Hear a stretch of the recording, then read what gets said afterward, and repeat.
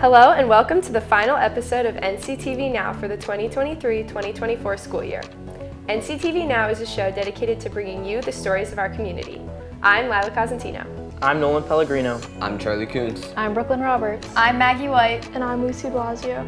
On today's episode, we'll wrap up the year by discussing some of the community and district events that happened this spring. We also have some special shout outs to the senior class of 2024. All of this and more is coming up. This is NCtv Now.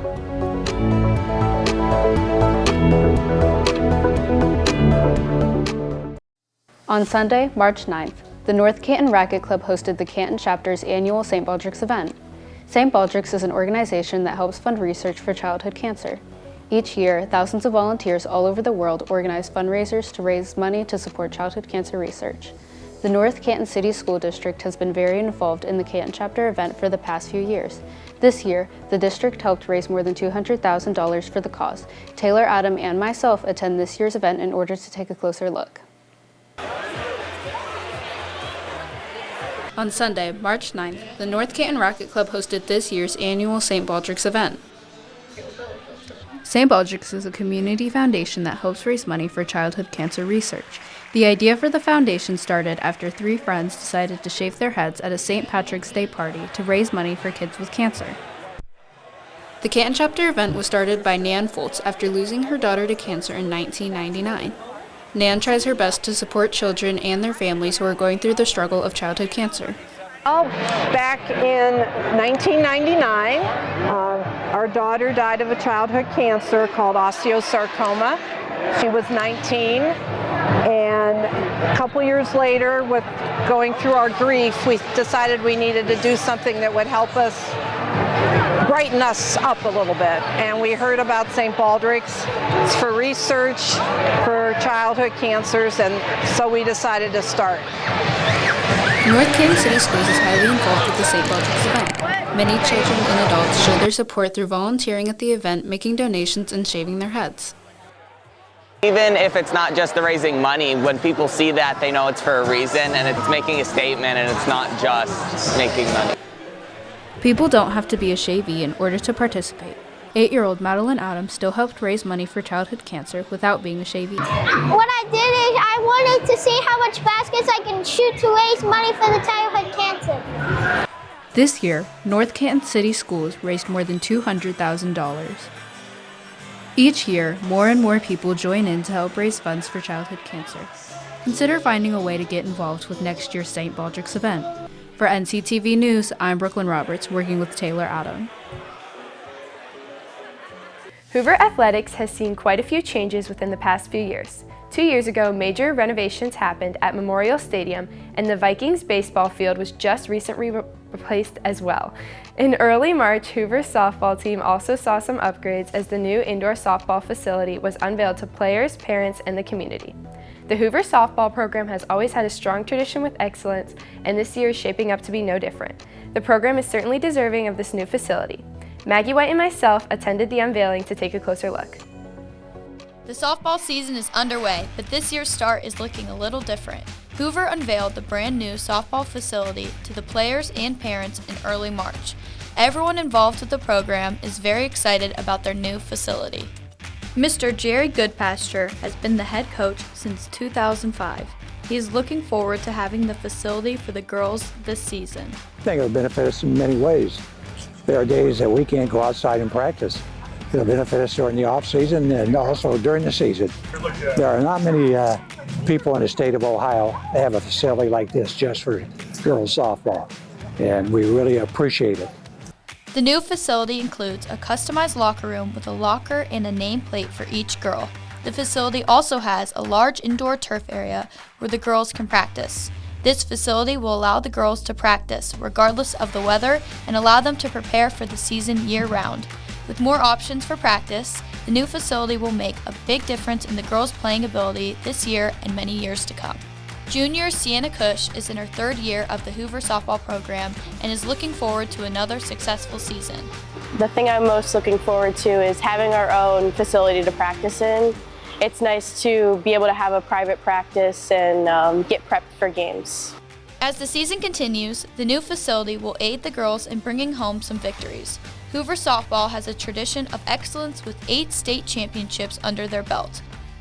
We hope the girls will be able to continue the tradition this year. For NCtv News, this is Maggie White working with Lila Cosentino. Throughout the month of April, North Canton City Schools celebrated the month of the military child. Students and staff were asked to wear purple to show support for all military kids and the strength and sacrifices they have made. The color purple represents the joint service operations and is the appropriate color to represent military children from all branches. Even though April has come and gone, we still can continue to learn and show support to our military families through a notable location right here in North Canton, Ohio. MAPS Air Museum is an internationally known and serves as a center of aviation history for Northeast Ohio. Recently, I had the opportunity to visit the museum and talk with some of the volunteers there. Let's check it out. One of the most honorable museums one can find in the state of Ohio is the MAPS Air Museum. With the help of many volunteers, the Military Aviation Preservation Society focuses on educating and telling fascinating stories of the past to keep the legacies of the ones who served alive. MAPS Air Museum is an internationally known museum of aviation and serves as a center of history in Northeast Ohio. The museum offers the opportunity to see pieces of general and local aviation history. At the museum, one can see anything from aircrafts to weapons to uniforms. Citizens can even view pieces of aircraft dating back to 1908. From flying helicopters in Vietnam to Air Force officers to Navy SEALs, each one of the volunteers at MAPS are highly passionate about educating others on the past, especially since many of them have been involved in the military one way or another. Reed Kimball, the Director of Education at MAPS Air Museum, was also formerly in the Army. MAPS opened in 1990. At that time we had 14 members and 1 airplane.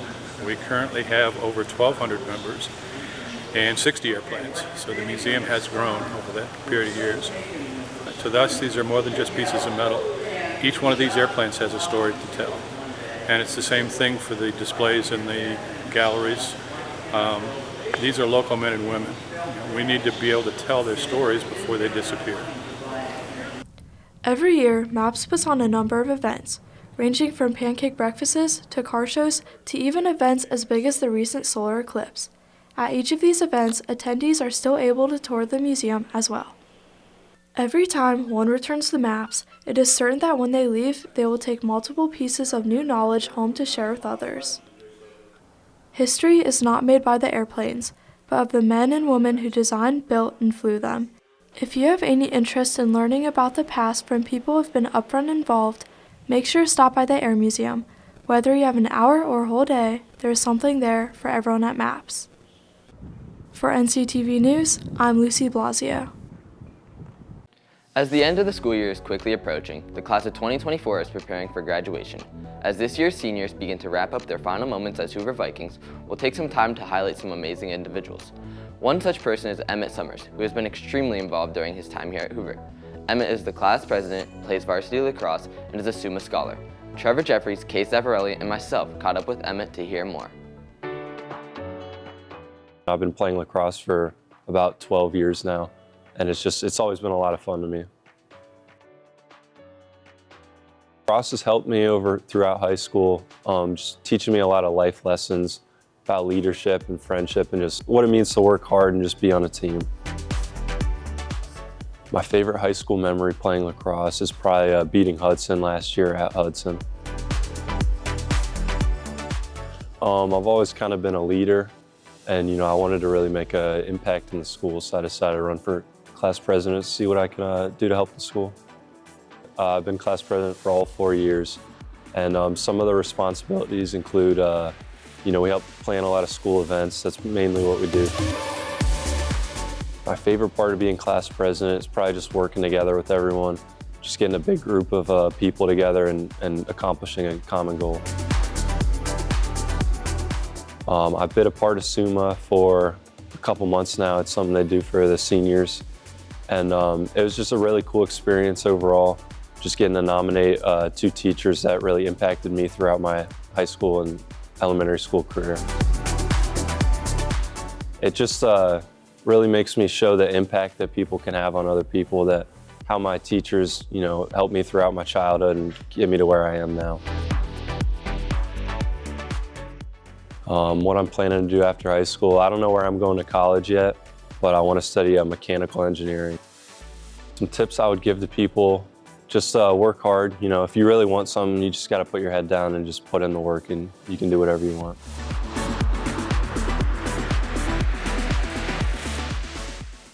Many of Hoover's seniors shine and find success in their passions. The seniors who make up Hoover's 3 JA companies are no exception. These seniors work day in and day out to create and run a successful company. I had the chance to take a closer look at each of these 3 senior-run businesses. Let's check it out. The Junior Achievement Program is used throughout schools all over the nation. It gives high schoolers the opportunity to create and run their own business while also making some money. Here at Hoover, the JA program is incorporated into the business management pathway. As a prerequisite to the class, students must take both Intro to Business and Accounting. The teacher of the course, Mrs. Nicole Schneider, is in her 2nd year of teaching the class. I think students gain lots of different skills from business management. They're going to gain a lot of networking skills, soft skills like communication, negotiation, problem solving, working with a team. They're also going to learn a lot of different hard skills, such as how to run a business through marketing and production and selling. This year, Hoover business students have come up with 3 JA companies: We Eat, Mission Monarch, and Be Lightful. We Eat offers a bento box that is biodegradable. Mission Monarch provides a milkweed seed bomb, which will help create more habitats for the rapidly declining monarch butterfly population. And Be Lightful offers an environmentally friendly beeswax candle melt. At the end of the year, these companies will present their annual report and commercial to Junior Achievement USA. If chosen, they will compete in nationals in Washington, D.C. Within the last 5 years, Hoover High School has won JA Company of the Year 3 times. Each member of the winning company receives a scholarship worth up to $3,000. You can help support the JA program by purchasing products from Hoover's Junior Achievement companies. For NCtv News, I am Maggie White. As we've mentioned, the class of 2024 is talented in all fields, but it's hard not to notice the many star athletes we have. Whether it's in lacrosse, track, volleyball, or football, there's no shortage of athletic talent here at Hoover.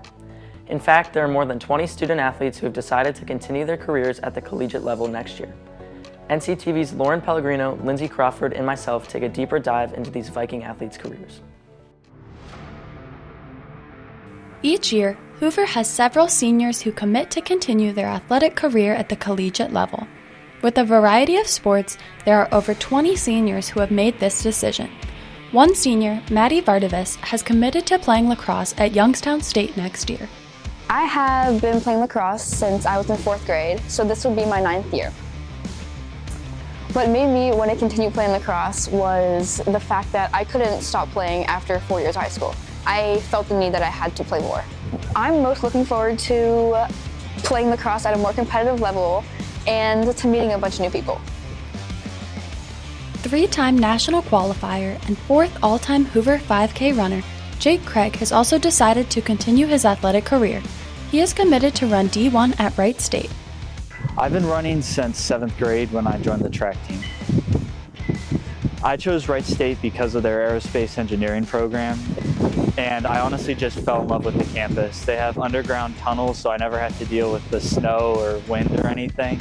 The thing I'm looking forward to the most about college is just friendship with new teammates. Senior Livy Miller, who was first team in the Federal League, Stark County, and Ohio, will be playing volleyball at Ashland University next year. What really made me want to continue playing in college was I just love the atmosphere of being on a team, and I love the idea of being a student athlete. I'm most looking forward to probably growing and getting stronger and just learning, because I'll be the new freshman. It's nice knowing that people believe in you and trust you, so it really just kind of pushes you forward, and you kind of have that mindset that you're playing for other people instead of just yourself. Carson Derland has also decided to play football at the collegiate level. He'll continue to play at Northwood University next year. I think my parents really were the ones that inspired me to start playing football. I think they kind of just started me in flag in the youth leagues, and then from there I just kept playing and watching it on TV and kind of just being inspired to play. During my college career at Northwood, I'd say first of all, I'm just looking forward to playing in the first place. I don't know what that's like, but I'm sure it's very fun and exhilarating, so I'm ready to get there, get on the field and play. We are very proud of our seniors and wish them good luck moving on to the next stage of their lives. For NCtv News, I'm Lauren Pellegrino, working with Lindsay Crawford and Nolan Pellegrino. That's all for this episode of NCtv Now. We'll be back next year to bring you more news from the school district and community. We wish the class of 2024 good luck as they prepare to move on to the next chapter of their lives. For the final time this year, this is NCtv Now. Thank you for watching and have a great summer.